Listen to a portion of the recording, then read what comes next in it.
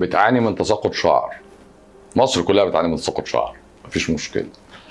حاولت تروح لدكتور الجلديه، حقنتي بي ار بي، حقنتي بليتلز، بعدها بشويه ميزوثيرابي، حقنتي مينوكسيديل، كل الكلام ده حلو، بجيب نتيجه مؤقته ويرجع يقع تاني، او عايز مداومه.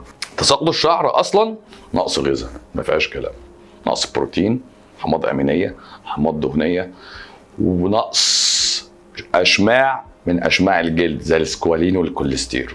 طب حله ايه؟ حله النهائي غذاء، ما فيهاش كلام. تساقط الشعر ما بيتحلش بحاجات مؤقته او حاجات توبيكال، وهتلاقي نفسك لو بتعاني من المشكله دي هتعرفي ان انت عندك كمان التهاب في الاعصاب الطرفيه.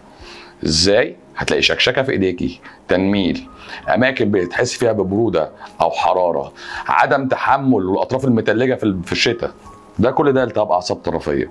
عشان كده اللي بتعاني من تساقط شعر وعندها نفس الاعراض دي محتاجه تعمل نظام غذائي وتمشي على حاجات معينه، حاجات هتمنعها وحاجات هتزودها.